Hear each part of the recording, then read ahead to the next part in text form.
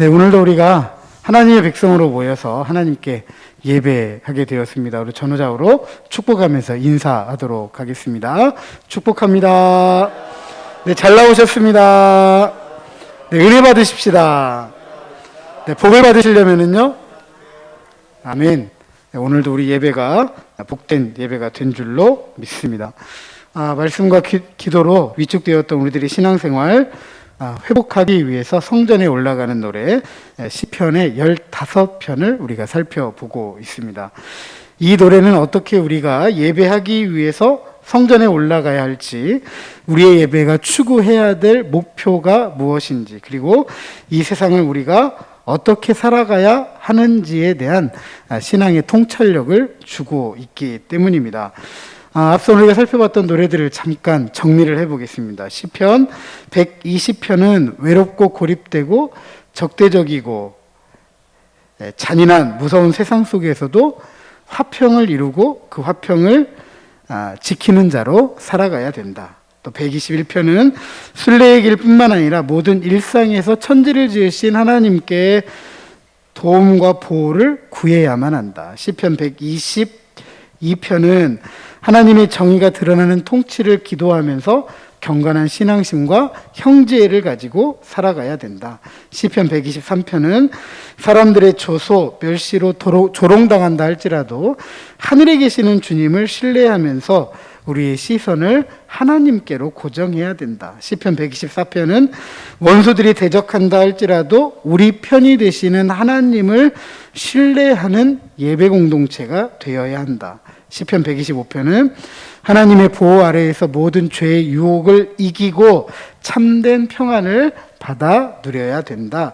시편 126편은 큰 일을 행하시는 주님에 대한 강하고 확실한 믿음을 가지고 기도하는 예배 공동체가 되어야 한다. 시편 127편은 모든 것을 채워주시는 하나님에 대한 참된 지혜를 가지고 큰 일을 행하시는 주님을 기대하며 살아야 한다. 시편 128편은 여호와를 경외하는 자는 복을 받아 누리고 그 복을 나누는 사람이어야 한다. 시편 129편은 구원하시고 복된 삶으로 인도하시는 의로우신 주님을 향해 은혜를 구해야 한다. 시편 130편은 깊은 절망과 고통 속에서도 인자하심과 풍성한 속량함의 하나님을 바라보면서 인내하고 부르짖으며 살아가야 된다. 시편 131편은 젖된 아이와 같이 어머니 품과 같은 하나님으로 만족하면서 참된 고요와 평안을 받아 누려야 된다. 시편 132편은 복을 주시고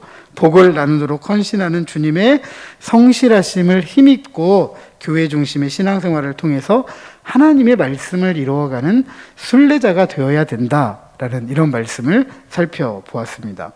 자, 오늘 본문은 3절로 구성된 아주 짧은 시편이지만 이 3절을 읽는 동안에 우리는 그림 한 폭을 보는 듯한 그런 간결한 묘사를 살펴볼 수가 있습니다. 그 주제가 1절에 분명하고 확실하게 기록하고 있는데요. 다시 한번 우리 1절 읽어보도록 하겠습니다. 시작.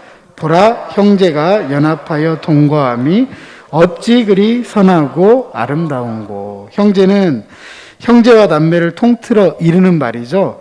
형과 동생을 함께 일컫는 말. 이 형제가 모두 함께 사는 것이 선하고 아름답다라고 가르치고 있습니다. 선하고 아름답다라고 쓰인 히브리어가 성경에서 이와 같이 한 쌍으로 쓰이는 예가 그리 많지 않습니다. 욥기 36장 11절에 보면 만일 그들이 순종하고 섬기면 형통한 날을 보내며 즐거운 해를 지낼 것이다. 형통하고 즐거울 것이다. 형제가 함께 모여 살게 되면 형통하고 즐거울 것이다. 이렇게 가르치고 있습니다. 대가족에서 핵가족으로, 그리고 부부만의 가족에서 이제는 혼자 사는 것이 더 익숙한 우리 시대에 오늘 이 말씀은 그리 의미 있게 다가오지는 않는 것 같습니다. 솔직하게 형제자매가 찾아와서 함께 지내는 일도 좋아야 3일이라고 합니다. 3일이 지나면 귀찮아지기 시작하고 언제나 갈까라고 눈치만 보고 있다가 때가 돼서 가게 되면 아쉽기도 한데 속은 시원합니다. 부인하지는 않으시는군요. 다 똑같은 마음이네요. 네. 고대 이스라엘은 유목민이었습니다. 유목민들은 계절에 따라 목초지를 찾아다니죠. 이 유목 생활은 공동생활입니다. 어느 한 사람에 의해서 이루어지는 생활이 아니라 각자 맡은 역할이 있고 그 역할에 충실할 때 이 유목생활이, 공동생활이 정상적으로 이루어지게 됩니다. 그러다 보니까 이 공동생활이라는 것은 분배의 개념이 뚜렷하지 않아요. 네 것도 내 것이고 내 것도 네 것이고 그냥 우리가 쓰는 모든 것이 우리의 것이다. 이런 개념이 발달되어 있지 내 것, 네 것이라는 개념이 그렇게 분명하지가 않습니다. 이와 같은 공동생활을 위해서 분배에 대하여 형제 사이에 다툼이 없다면 고대 이스라엘에서 이 유목생활은 아주 자연스러운 일상입니다. 싸움만 없다면 항상 그 생활이 유지가 되는 거죠. 그래서 아주 자연스럽고 일상적인 생활인데 그때나 지금이나 앞으로도 그러겠지만 아무리 형제 사이라 할지라도 이런 공동생활 유지하는 것 쉬워요? 어려워요? 쉽지 않습니다. 삼촌 아브라함과 조카 롯이 그랬고 형 에서와 야곱도 그랬습니다. 탕자의 비유에 등장하는 동생 탕자도 그랬고 형도 그랬습니다. 벌써 10여 년이 훨씬 넘은 일입니다. 제가 맡은 교구에서 갑작스러운 장례가 있었습니다. 홀로 사는 여집사님이셨는데 친구분과 잠시 야외로 출타를 나가셨다가 돌아오는 길에 차량이 다리에서 추락을 하게 됐습니다. 이 운전을 하시던 친구분이 상당히 좀 상태가 좋지 않으셨고 생사가 걸려 있을 정도로 굉장히 상태가 안 좋으셨고 제가 맡은 교구의 여집사님은 그래도 어느 정도 양호한 편이셨는데 결과적으로는 생사가 오고 갔던 친구분은 사셨고 제가 맡은 교구의 이 여집사님은 돌아가시게 되었습니다. 홀로 사셨기 때문에 장례를 걱정하는 중에 이 여집사님의 형제 자매들과 연락이 되었습니다. 짧게는 14년에서 한 15년, 16년 정도, 길게는 20년 이상 서로 연락도 하지 않고 지내던 그런 형제 자매들이었는데 형제들에게 동생이고 누나이고 언니였던 이 여집사님과 연락이 되었는데 그 연락이 갑작스러운 죽음이라는 소식에 얼마나 큰 충격이었던지 달려오자마자 서로 부둥켜 안고 울고 불고하기 시작했습니다. 유족들을 안정을 시키고 예배하고 장례를 상의하면서 더 이상의 손님들이 올 상황이 아니기 때문에 2일장으로 하기로 하고 다음날 발인 예배를 약속을 했습니다. 다음날 발인 예배차 장례식장을 찾았는데 유족들이 보이지 않아요. 부랴부랴 찾아 예배하기 위해서 모았는데 이 유족들의 분위기가 심상치가 않습니다. 어쨌든 발인 예배는 하고 보내야 되니까 일단 예배는 했습니다. 그리고 후에 자초지종을 듣게 되었습니다. 이 돌아가신 여집사님이 혼자 살면서 혼자 사시던 집이 있고 또 이 여집사님이 운영하던 가게가 있고 또 개인적으로 모아두었던 통장에 돈도 있고 가입했던 보험도 있었습니다. 근데 20년 만에 만난 이 형제들이 그 여집사님이 모아놓았던 이 재산 가지고 그 저녁에 싸움이 났던 것입니다.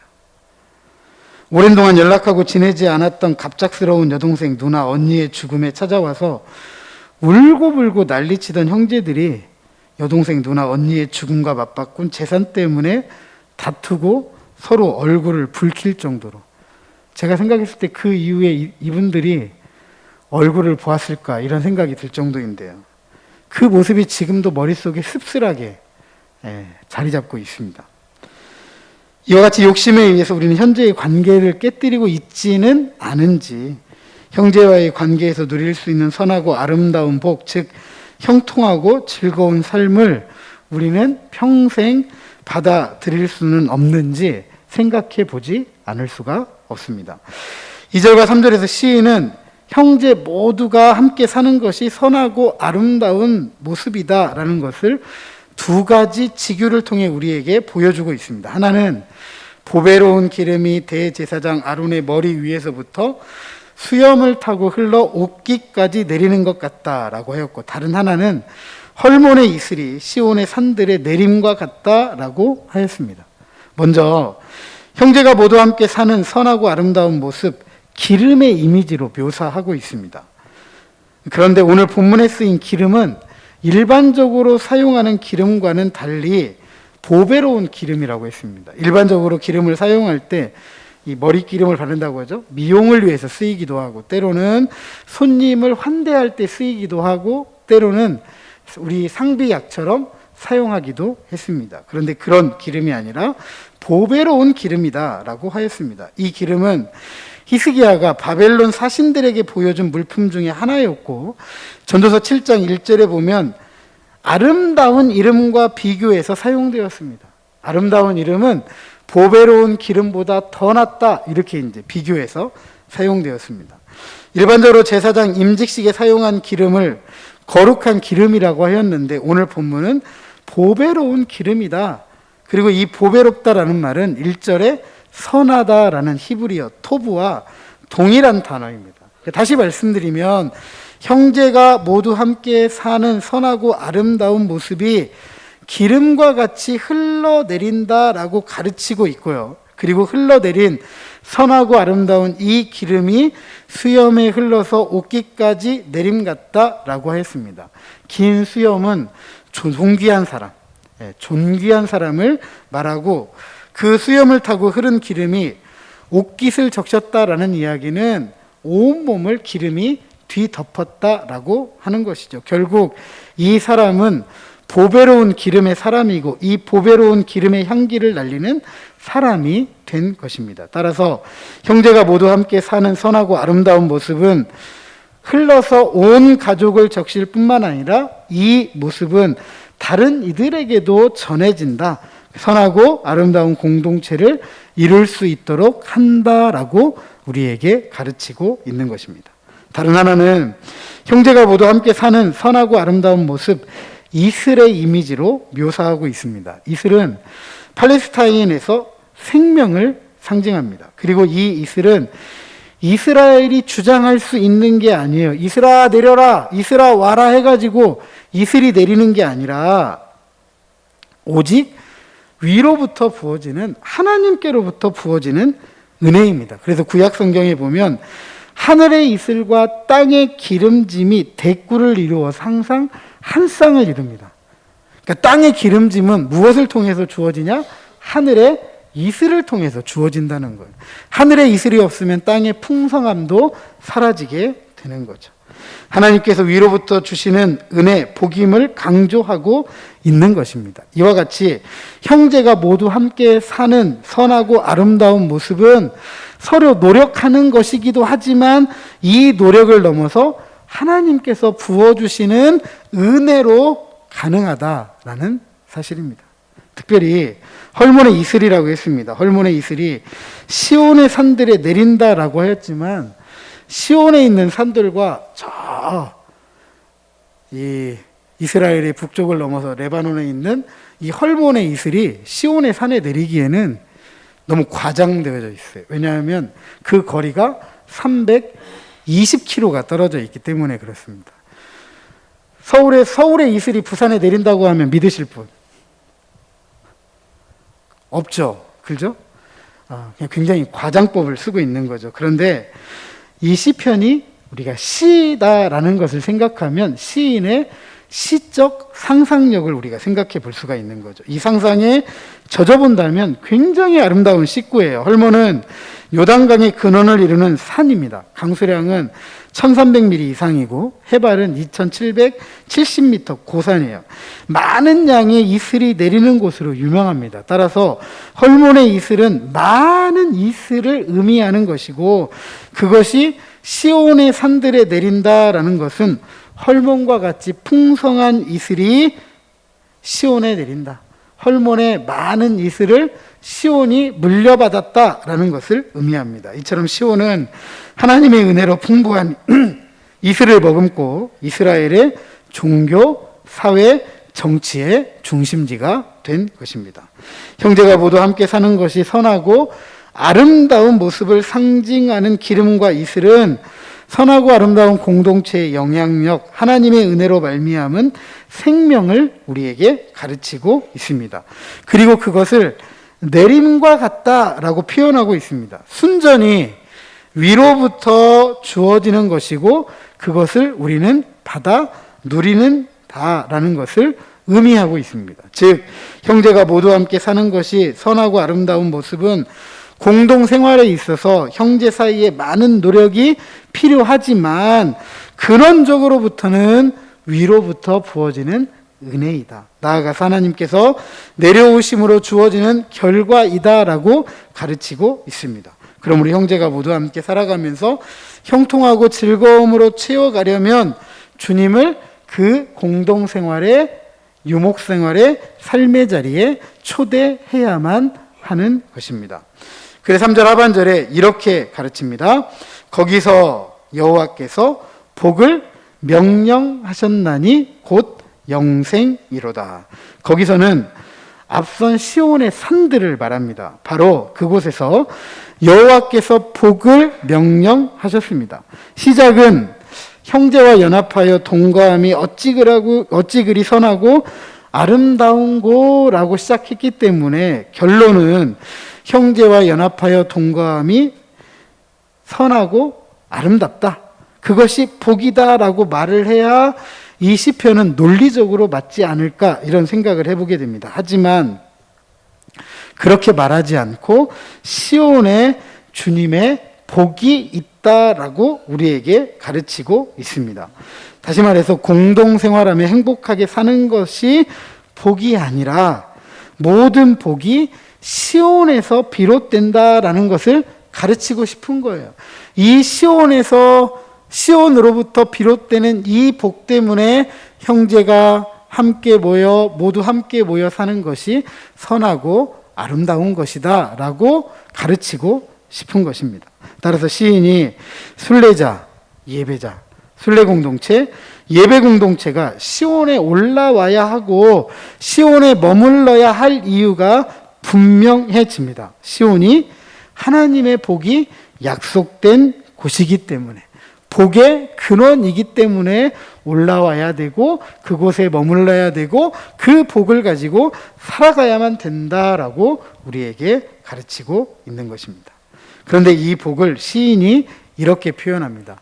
영생이다. 영생이다.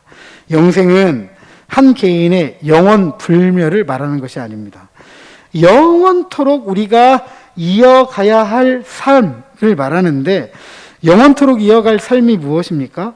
형제 모두가 함께 살아가면서 선하고 아름다운 복을 지켜가는 삶, 형통하고 즐거운 삶을 살아가는 것이에요.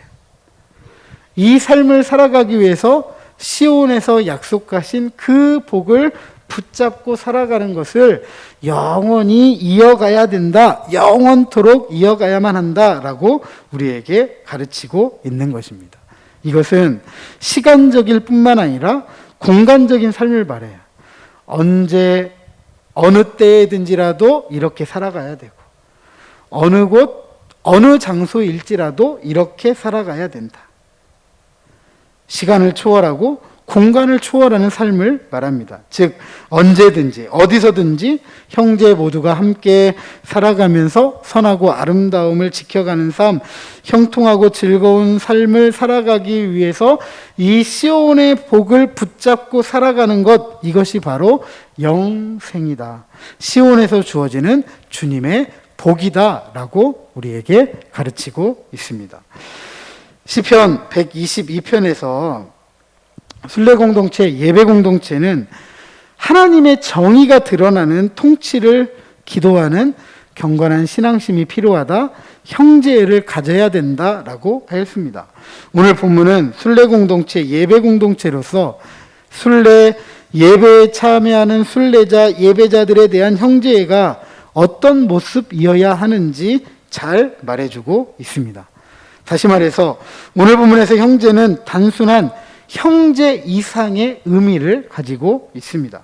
즉 오늘 본문의 형제는 하나님의 백성들을 의미합니다. 그리고 신약 성경에서는 바울은 교회 공동체를 형제라고 부르기를 주저하지 않았습니다. 우리는 이처럼 주님 안에서 하나님의 가족으로 부름받은 하나님의 형제이고 하나님의 자매입니다. 순례 공동체, 예배 공동체인 이스라엘은 시온에 모였습니다. 시온은 하나님의 축복과 구원이 약속된 장소입니다. 이곳에 이스라엘은 한 형제로 모였습니다.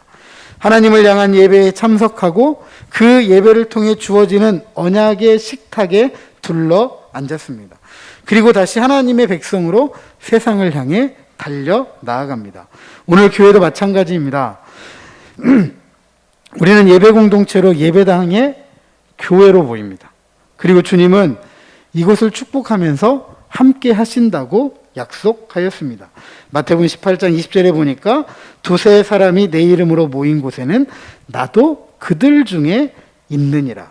또 뿐만 아니라 교회를 언약의 식탁 공동체로 부르셨습니다. 마태복음 26장 26절 28절에 보니까 그들이 먹을 때에 예수께서 떡을 가지다 축복하시고 떼어 제자들에게 주시며 이르시되 받아서 먹으라. 이것은 내 몸이니라 하시고 또 잔을 가지사 감사 기도하시고 그들에게 주시며 이르시되 너희가 이것을 다 마시라. 이것은 죄 사함을 얻게 하려고 많은 사람을 위하여 흘리는 바 나의 피 곧 언약의 피니라. 우리는 성찬을 통해서 우리가 한 언약 백성이다라는 것을 서로 확인하고 이 언약 공동체를 이루어 가고 있습니다. 그리고 하나님의 백성들의 증인 공동체로 세상을 향해 나아갑니다. 우리는 이처럼 형제로 부름받은 순례 공동체입니다. 순례 공동체인 우리는 이 세상을 함께 살아가는 사람들입니다. 물론 물리적으로 함께 살아가지 않아요. 한 지붕, 한 가족으로 살아가지는 않습니다. 하지만 우리는 순례자, 예배자의 신앙을 가지고 세상 어느 곳에서든지, 어느 시대이든지, 어느 때이든지 하나님의 백성으로서 공동생활을 하며 살아갑니다. 앞서 말씀드렸지만 물론 살아가는 장소 다르고 살아가는 시대가 다를 수 있습니다. 또한 우리가 배움이 다르고 경험이 다르고 생각이 다를 수 있어요. 이런 다름은 신앙 공동체의 큰 위험이기도 합니다. 앞서 유목생활이 공동생활이라고 했습니다. 공동생활도 항상 위험을 가지고 있어요. 다 자기 것 갖고 싶어요. 내 재산 갖고 싶습니다. 내 유산 만들고 싶어요. 항상 그 안에는 그런 위험적인 요소를 가지고 있습니다. 그러나 우리는 이런 위험을 넉넉하게 이기고 참된 영생의 복을 누릴 수 있는 참 진리를 가지고 살아갑니다. 이 진리는 서로에 대한 책임 있는 삶을 의미합니다. 성경은 서로에 대한 이 책임 있는 삶을 이렇게 가르칩니다. 사랑이다. 사랑이다. 교회는 이 사랑을 가지고 살아갑니다. 이 사랑을 가지고 하나님을 사랑하고 형제를 사랑합니다. 하나님에 대한 책임 있는 삶을 살아가고 형제에 대한 책임 있는 삶을 살아갑니다. 베드로는 사랑은 허다한 죄를 덮는다라고 하였습니다. 왜냐하면 하나님은 이 사랑으로 우리의 죄를 대속하기 위해서 자기 아들을 십자가에 내어 주셨기 때문입니다. 그래서 하나님 안에서는 어떠한 죄도 용서받지 못할 죄가 없습니다. 그 사랑은 허다한 죄를 덮는 것이죠. 이 사랑이라면 주 안에서 하나 되게 하신 하나됨을 굳게 지킬 뿐만 아니라 주님의 교회를 든든하게 세워갈 수 있는 것입니다. 교회의 복은 바로 이 사랑입니다. 교회가 크고 재정이 많고 성도 수가 많고 뭔가 큰 일을 하는 것도 복이겠지만 그것보다 더 큰 복은 바로 이 사랑의 복입니다. 이 사랑이 우리가 영원토록 이어가야 될 삶이다. 영원히 이어가야 될 삶인 것입니다. 그러기에 우리는 이 삶을 방해하는 모든 것들을 믿음과 소망으로 넉넉하게 이겨낼 수 있어야만 합니다. 그래야 할 때 주님이 우리와 함께 하시는 것이고 또 주님께서 약속하신 축복을 받아 누릴 수 있습니다. 부디 순례 공동체, 예배 공동체로서의 하나됨을 굳게 지킬 때 하나님의 큰 사랑으로 서로 사랑하면서 약속하신 선하고 아름다운 복, 형통하고 즐거운 복을 충만하게 받아 누리시고 혐오와 배제, 증오와 차별로 얼룩진 이 세상에서 선한 사마리아인으로 살아가며 하나님의 샬롬을 선포하고 이루어가는 저와 여러분, 우리 명덕의 온 가족들 다 되시기를 주님의 이름으로 축복합니다.